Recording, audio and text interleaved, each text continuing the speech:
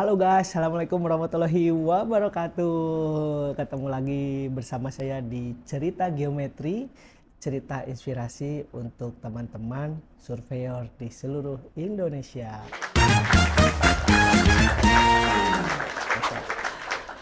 Lingkungannya gimana Mbak di UGM? Challenging, menantang, ataupun teman-temannya kompetitif, kolaboratif, atau gimana Mbak? Saya yakin kalau teman-teman sendiri itu sangat kompetitif ya. Di sini kompetitif ya?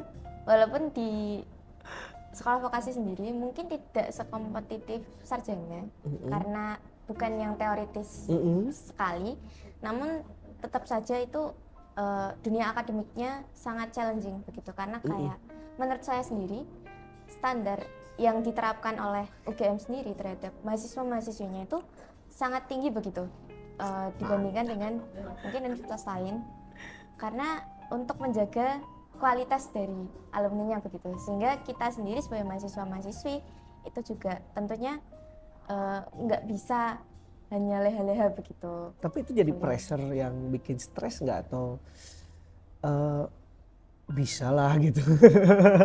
Pastinya ada sih saat-saat dimana itu menjadi pressure begitu. Apalagi ketika semester awal mungkin kan belum terbiasa begitu, sedang masa peralihan. Jadi sangat terasa mau UTS, UAS itu rasanya kayak waduh gimana ini ya gitu. Tapi kalau temen-temen seangkatan gitu saling support nggak atau nggak saling bantu gitu, misalnya ujian, bukan ujian lah, misalnya tugas, wah nggak mau ngasih contekan atau nggak mau sharing gitu atau gimana? Di sini saling support sekali sih, Saling alhamdulillah. support ya? Ya. Alumni Juga kalau di reach atau out senior itu lah ya, senior. Mereka masih mau gitu berkomunikasi, Masih mau membantu ya? sama adik-adiknya, betul, kakak tingkat itu, dan juga sama-sama satu angkatan itu kami ya terbiasa saling membantu lah, karena kalau mungkin kultur di teknik ya Pak, saya juga kurang tahu. Menurut saya teman-teman yang jurusannya berhubungan dengan teknik itu lebih ibaratnya lebih saling tolong begitu ketimbang yang bukan, karena mungkin memang bidang kita cukup sulit gitu. Jadi harus sehingga, ditolong ya? Iya, harus dilalui dengan bersama-sama begitu. Nggak mungkin. Tapi ya memang betul sih di teman-teman teknik koneksi antar angkatan sampai senior juga sangat luar biasa ya, dan itu bisa menjadi jembatan untuk ke dunia profesional di industri nanti. Betul. Juga karena biasanya teman-teman teknik misalnya alumni UGM nih sudah kerja di salah satu perusahaan, ketika dibutuhkan lagi pasti rekomendasinya itu ke adik tingkat. Pertama karena memang pernah ada koneksi, kedua ya pasti wajar dong, yakin karena merasakan pendidikannya juga seperti apa, jadi mereka yakin untuk merekomendasikan.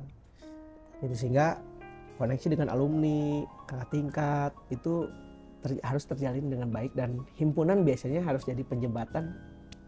Ya, biasanya ngundang-ngundang alumni, kegiatan, ngasih sharing masukan, karena banyak loh sekarang tuh.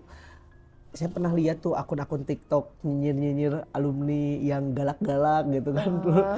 Ada juga, tapi sebetulnya itu mungkin iya ada, tapi dari sisi positifnya sebetulnya alumni itu ketika turun diundang dan ngasih sharing itu pure kok, bener-bener memang karena kita merasakan gitu apa yang pernah dirasakan oleh teman-teman mahasiswa, sehingga terlebih kalau saya diundang tuh ingin memberi gambaran bahwa jangan melakukan kesalahan apa yang saya lakukan dulu.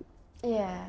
Dan betul. itu semoga jadi masukan dan insight ilmu buat teman-teman gitu. Ya, saya juga merasakan hal yang sama sih Pak, kayak ingin biar adik-adiknya tidak melakukan hal yang sama atau agar melakukan suatu hal yang baik gitu dari awal.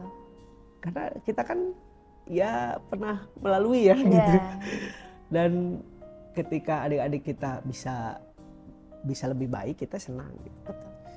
Itu tidak bisa dinilai dengan materi kepuasannya. Gitu loh Mbak. Apalagi ya, saya ingin lebih dalam lagi ke hal yang lebih teknis ya. Menurut Mbak alat apa yang paling sulit? Ini dalam konteks untuk dikuasai gitu. Atau misalnya ke softwarenya atau ke kemananya gitu?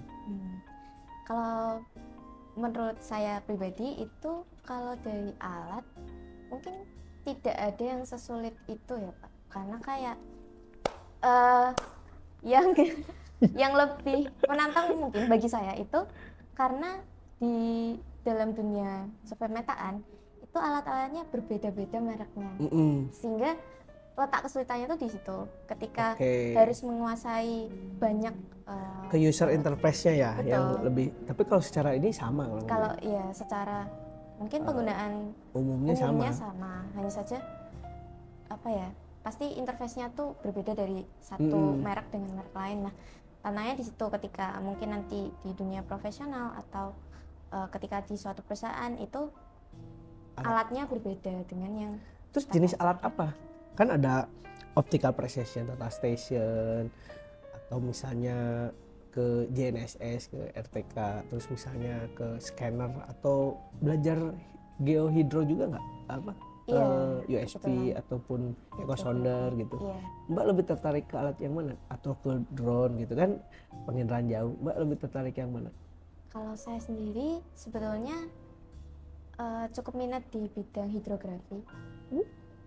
Suka berenang tapi bisa? Bisa aja sih, bukan yang sampai menyelam atau bagaimana gitu. Cuman saya rasa survei hidrografi itu ada apa ya, daya tarik tersendiri gitu lah Pak, karena kan biasanya terestris atau aero lah, maksudnya dari udara begitu, sedangkan yang hidrografi itu masih apa ya beratnya memang sedikit jarang kurang sih. umum bagi kita sendiri begitu. Kalau di ITB di Bandung itu ada jurusan oceanografi. Betul. Yang khusus ke kelautan ya. Kalau di sini ada nggak yang spesifik ke kelautan gitu ataupun ke pengukuran hidrografi itu? Kalau di UGM kira-kira ada nggak jurusan yang fokus ke situ? Setahu saya ya. Atau mungkin di sini ya? Di sini juga ada mata kuliahnya khusus. Iya, mungkin geodesi dengan peminatan tertentu begitu. Tapi nanti di akhir ada penjurusan lagi nggak kalau di vokasi itu? Kalau di vokasi sendiri nggak ada peminatan atau penjurusan sih, jadi kita mengikuti kurikulum gitu sampai akhir. Curiga nanti penelitiannya mau itu? Tahu sih. Lu ya nanti ketemu di magang kali ya, kelihatan apa yang kira-kira bisa studi kasus yang bisa diambil. Apalagi ya? Tapi kalau saya sih menyarankan ya Mbak, karena Mbak juga perempuan, saya sarankan jangan terlalu sering ke lapangan gitu. Mungkin bisa ke GIS. Kalau ke software gimana? Ada yang challenging yang paling sulit atau yang disukai apa? Kalau yang challenging sih dulu AutoCAD? Di semester 1 itu ada mata kuliah pemrograman komputer. Dan itu pakai Python. Coding? Iya, ngoding. Jadi mungkin dari teman-teman yang SMA atau SMK-nya belum pernah dapat coding sama sekali, terus langsung di semester 1 dapat itu mengejutkan sih. Mengejutkan. Sampai belajar itu ya di sini? Iya, jadi memang karena Python nanti sendiri itu bisa digunakan setahu saya ya Pak, untuk teman-teman nanti di semester 7 itu ada mata kuliah pemrograman spasial. Jadi menggunakan Python untuk keperluan-keperluan geospasial begitu. Itu basic yang harus paham sih, karena itu pondasi buat pemrograman spasialnya. Betul. Jadi bahasa pemrograman Python, wah. Jadi bukan cuma informatika ya yang belajar ini loh. Betul. Kami belajarnya tuh macam-macam gitu.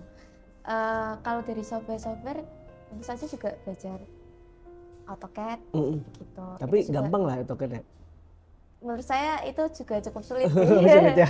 Cuman ya masih bisa begitulah, karena yang kami pelajari mungkin berbeda dengan yang dipelajari dengan teman-teman sipil atau yang lain yang menggunakan AutoCAD begitu. Jadi tergantung penggunaannya lah gitu. Jadi kalau kita itu kan kebumian ya, nanti ke apa namanya geodesi kan, survei pemetaan. Menurut Mbak setuju nggak geodesi itu nanti setelah lulus tetap harus belajar ke pilihan industri?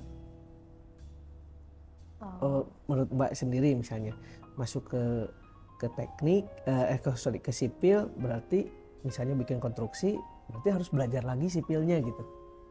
Atau enggak lah ini juga udah cukup gitu?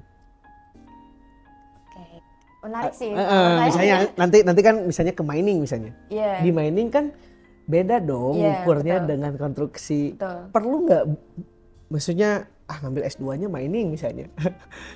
Saya rasa sangat bagus kalau memang hal tersebut dilakukan. Maksudnya setelah dari bidang geodesi itu ada peminatan tertentu di industri tertentu begitu. Namun juga saya rasa kalaupun tidak melanjutkan pendidikan di hal tersebut, tetapi pengalaman dari kehidupan profesionalnya tuh udah di bidang itu terus, itu saya rasa bisa menutup Pak? Bisa ya nanti karena mungkin survei pemetaannya secara umum, ketika nanti lebih spesifik itu malah sebetulnya lebih mudah sebetulnya mungkin gitu ya. Karena yang tadinya banyak, misalnya kan kalau ke mining kebanyakan di volume ya kan, produksi volume stok pile. Itu kan kalau fokus ke situ sebetulnya lebih mudah kan daripada sipil konstruksi kan gitu. Nanti ketika di situ nanti tinggal pendalaman lagi aja kali ya. Mungkin bisa ditambah dengan diklat atau apa, itu sudah cukup kali ya. Iya, menurut saya kurang lebih begitu.